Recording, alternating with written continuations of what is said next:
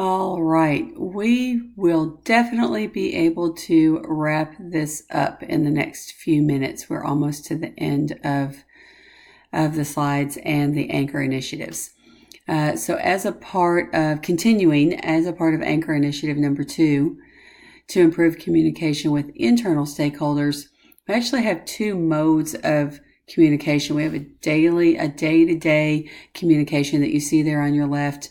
And we are a GAF district, and GAF is Google Apps for Education. And thus our school is also a GAF school. So what you see on the left is just a calendar that has been made on a Google Doc, and it runs all through the year. And everything that you see there that has a line under it, that's a link. And so those links then go to further, more specific information. So that is how we stay in touch with teachers and how we keep from sending emails all throughout the day. Because when you receive emails during the day as a teacher, I know that when I was in the classroom, I didn't check my email during the day. I was teaching. I was on. So I did not have time to do that.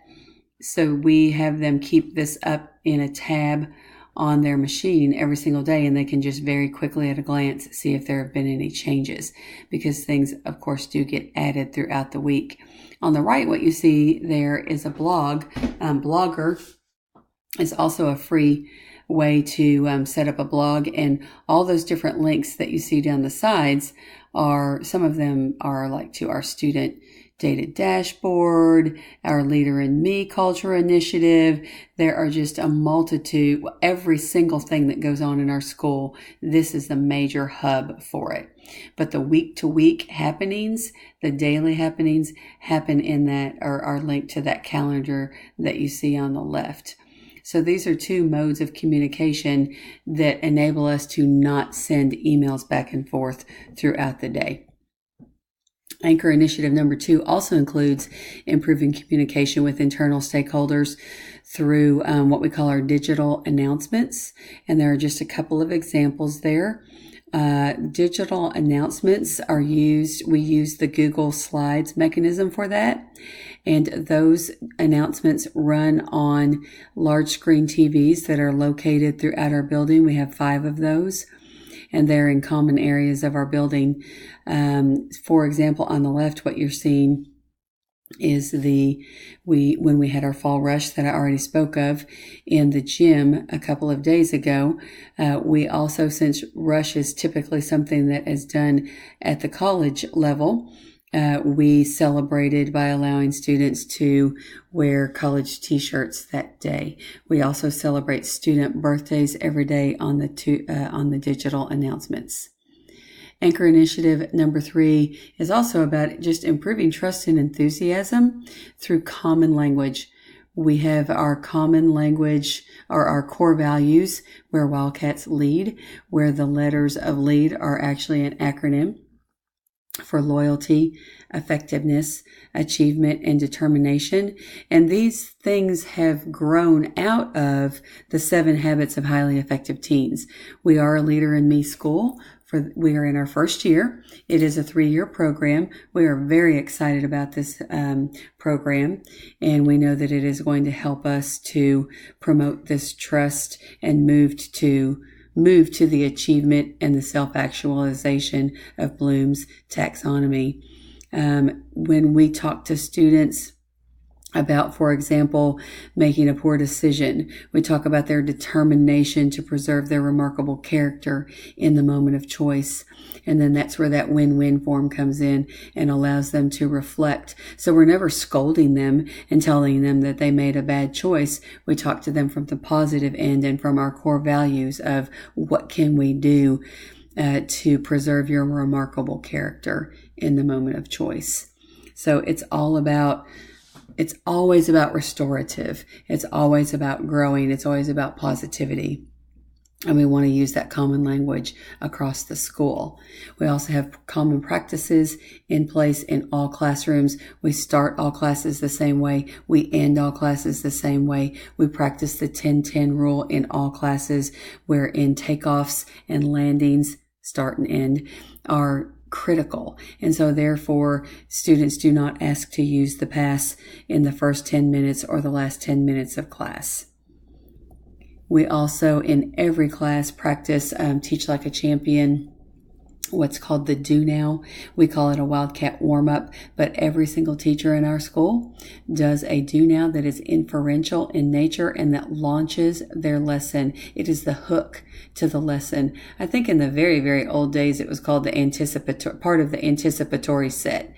But it is the hook, it is the warm-up, and it has multiple entry points. There is never a right or a wrong answer. It is always to promote the think, pair, share, and the reading, writing, speaking, thinking that follows it. Teachers, in addition, also use the same language when having students adhere to voice levels.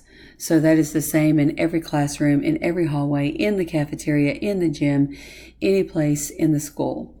Common practices and common language are the king and the queen of culture, in our opinion.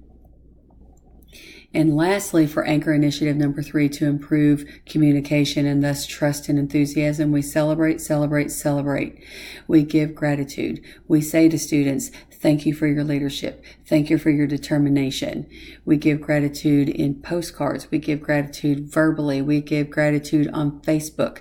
We give gratitude to teachers during our faculty meetings and to students in various ways.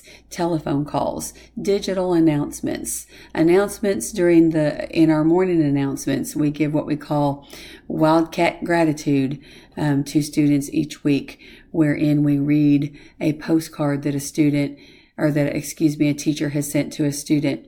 One of those weekly postcards that I spoke about earlier. So gratitude is essential. Celebration is essential. We give what Doug Lemove in Teach Like a Champion calls props in the classroom. We have several different props that our students have actually made up as well. So to get to our connections to the ISLIC standards, I felt like that our development of intentional teaching, of loyalty and effectiveness and achievement and determination was really embodied in Standard 1.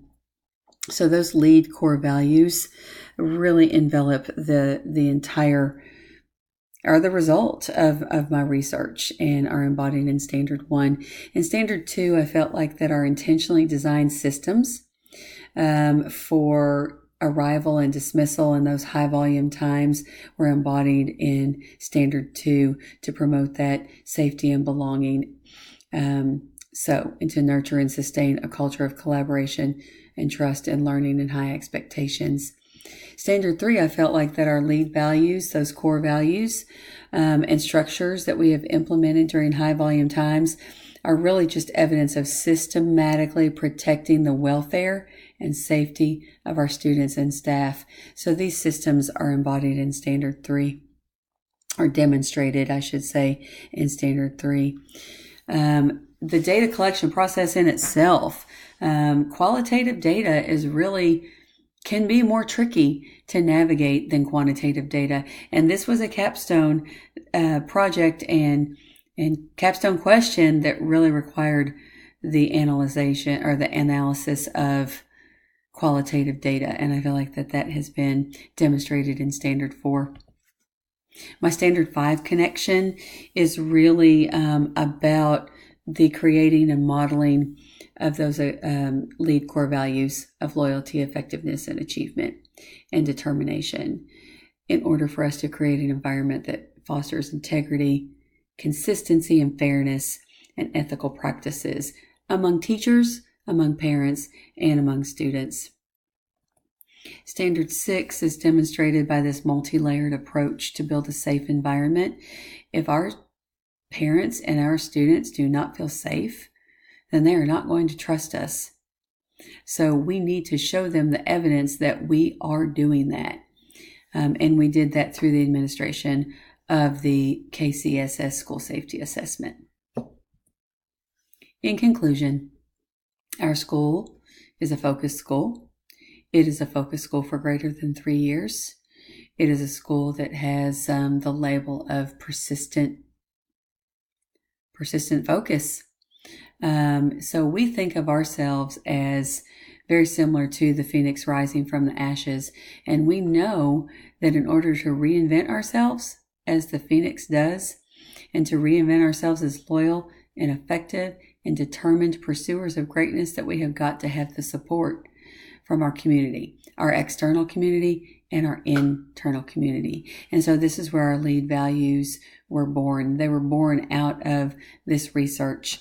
I have found this research to be critical to our success that we are currently having with these values. I have appreciated the work that I have done on it. I have appreciated the opportunities to explore it from one class to the next class, and how it has been broken up throughout my time as a student at the University of the Cumberlands.